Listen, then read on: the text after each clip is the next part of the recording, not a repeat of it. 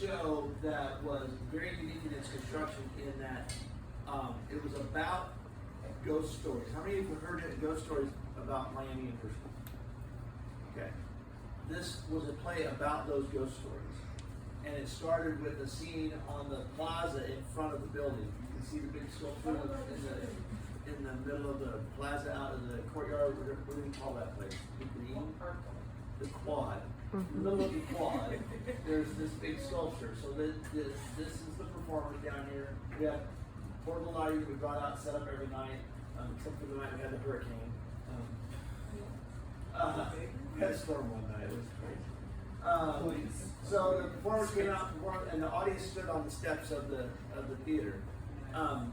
Was it Peabody? We had the 3 different Peabodys. Mm-hmm. Helen Peabody. Helen Peabody is a famous person in Miami University lore. And so we had 3 different performers playing Helen Peabody from 3 different decades, basically.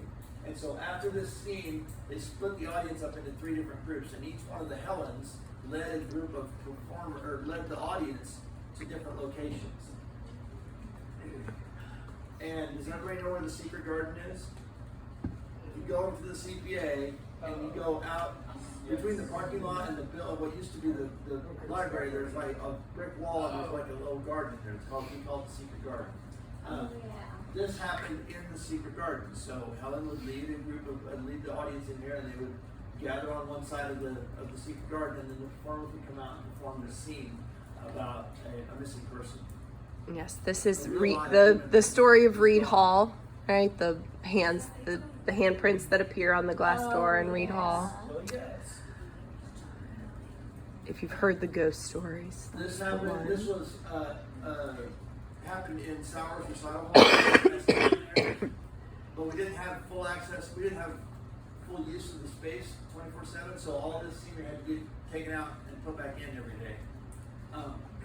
But it was basically a flat with a header on it, another flat, and then an upstage set of flats, and then all these props and things like that. And so that would get carried in and set up every day. This was in Studio 88. Oh look, the floor. Where'd that floor come from? That's the same floor. Just a smaller version of it. This is the interior of a dorm room, and which was haunted. And so the desk drawers would pop open, the things would fall down, the window shade would fill up automatically by itself, the door open and close by itself. A person came out of the wardrobe, so the wardrobe had a hole cut in the back of it, and so a person could come through it. The trash can exploded, all the trash shot out of the trash can. What else happened to it? Was it a live body? It was a human being. That wasn't alive.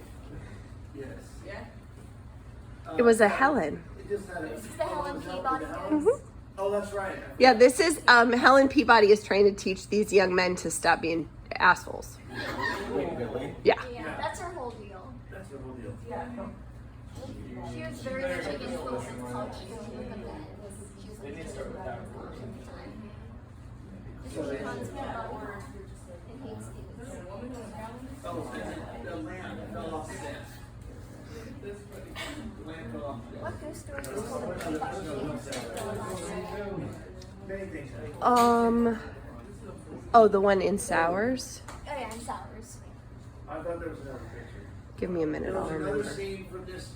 So for that show, we had 7 different locations where we had a lighting system, a sound system, stage managers, all the things, lighting, sound, all the things. 7 different places, places that weren't theaters. So, good kids. This is just a lot of platforming. These units right here were totally custom built, not stock platform. That had like benches on it, and little benches to sit on, but they also turned around. They were on a pivot plane, so they rotated around to the other side. I don't remember what was on the other side of them. I think it was different on the other side. But on a lot of levels here, a girl in a wheelchair had to navigate these levels downstage, and so that was kind of unique because they all had to be navigable by a performer in a wheelchair on stage. I don't remember. Oh, the other part of this that you can't see are the projection screens that were hanging down. So there's a lot of video projection in this show. But it's about, you know, what makes good people. Really the foundation stuff. And does a person's appearance, do they deserve different treatment based on how, on your perception of their appearance, of the stereotype you have of their appearance?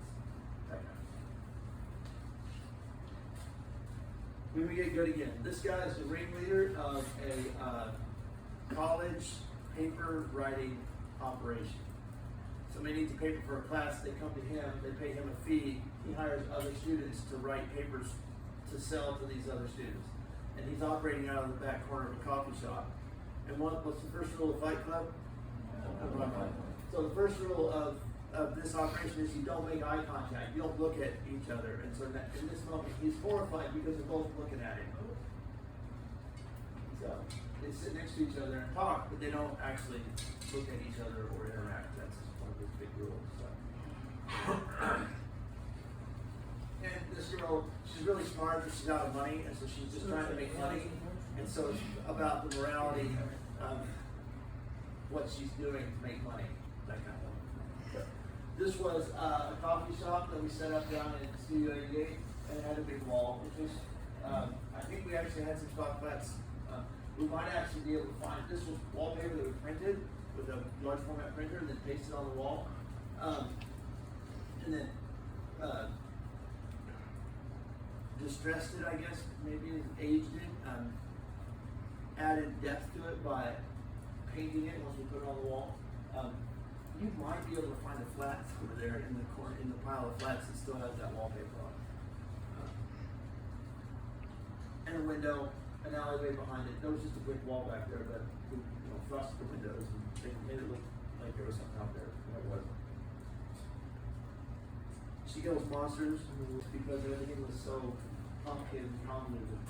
This was a set of stairs that went from, there's a level here, a couple of levels here, and a set of stairs that went up to this higher level and another higher level. This had a room underneath it, so there was a curtain that moved back and forth across there. Was it a bedroom, I think? I don't remember. None of it's realistic. It's not a realistic play.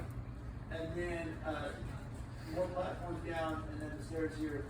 The interesting part about these stairs was they were built on wheels, and so they would tuck back in. There was an alleyway that would go off stage right there and right here. And so these stairs would roll back into the stage platform, so that there was a pathway there. This was on a pivot point, and so it would magically open because it was also a desk. It would magically open, and then they would roll a chair out and push it sit behind it. It had a big complicated mechanism so they could open and close it from backstage. Again, a lot of platforming. None of it was, all of it was custom. What's next? My favorite part of that set is the elevator, which is not in that picture. What was the elevator? Remember on the pit, the table that came up with the yes. smoke and the... Yeah. So right down here, you can't see it, there's a trapdoor. But the elevator went down, was there a trapdoor? It was just the elevator went down and came back up. It only came up and then I right. think went back down. Yeah. Because it revealed maybe Yeah. it did it multiple times, but it revealed the D&D table, right? The DM comes up with music and smoke and for some big reveal inside the game. Yeah. But that was one of my favorite moments. Down below, the stage was just flat. But then for scenes, the table would magically appear. So there was a whole elevator up and down mechanism with a counterweight and ropes and all the crazy. Oh man, I've forgotten about all that. That was nuts. I built some crazy stuff down there to make that happen. Because there was no height. And so the table would come up and they would come down and sit at it. Oh yeah, I've forgotten about that. There was We used that for more than one thing. Yeah, no, we did. And it like, you set the tape. Sometimes it came up without the table. I don't remember now, Yeah, me either. but Yeah, I remember it being way more complicated than I wanted it to be. yeah. Taking many. I don't remember it being center. I remember it being over here. Obviously, I'm wrong. I'm sure you're correct, it but may not have been center, but it was downstage, and it was Yeah. mostly center. It wasn't exactly center. maybe Baxter walked up the stairs Anyway, while the table rose. this is Wolves, a very simple looking show. This AstroTurf is about a soccer team. This AstroTurf is actually, if you go down to Yager Stadium and you walk around on the sidelines, there's green AstroTurf down there. This is the leftovers from that project when they did the installation. And so we were looking for AstroTurf. Have you ever tried to buy actual AstroTurf for your practice field? It's impossibly expensive. It has to be shipped by truck. You can't just put it. Amazon can't just drop ship it to you. It's crazy. So, but anyway, we called around and we're like, oh yeah, we got some rolls of that crap sitting around here. And so, but yeah, you can totally borrow it. Can we cut it up? Oh yeah, don't do whatever you need to. You know, we're trying to save big pieces. You know. So they brought this. So we went over to get it. We went over to look at it. It was sitting outside. We're like, oh cool, great. Well, we'll have trucking bring it over to you. So they put in a work order. The university trucking guys show up, put it in the back of the truck, bring it over, unload the CK, we pull it in, bring it into the theater. And the next day, everybody in the building complained because the building smelled like urine. Because it had been stored outside, and some animals had decided that this is where they were going to pee, and they had peed all over this stuff. And I mean, it stunk to high heaven. It was amazing. So be careful what you borrow. It might come with some unintended consequences. So, you know, we did good research and went and got, I think we wound up with something, combination of vinegar and something else, pine sol or something, I don't remember what it was. But it was a special concoction that we mixed up and went out and sprayed it with a Hudson sprayer, and then turned it over and sprayed the other side of it with liquid stuff. And so it wound up, we got it so it didn't stink anymore. It was actually easier than I thought it was, but it was kind of a pain in the ass. It was easier once we figured out how to do it. And so then we put it in, and they finished rehearsing the show, and opening night, COVID shut everything down. So this show got it got an audience. Was it a preview audience or was it opening night? They opened the dress rehearsal because they knew things were going to shut down the next day. Yeah. It was one of those, like, we had some warning, but it was weird. Yeah. I was on leave that There semester. were a lot of questions about should we actually do this, because we know they're going to shut everything down. We know they're going to shut us down. Is it okay for us to put this many people? Is it ethical? Is it conscionable for us to put this many people in this room when we know what's happening? And so they got one performance in front of it, but not on opening night. So, and then COVID shut everything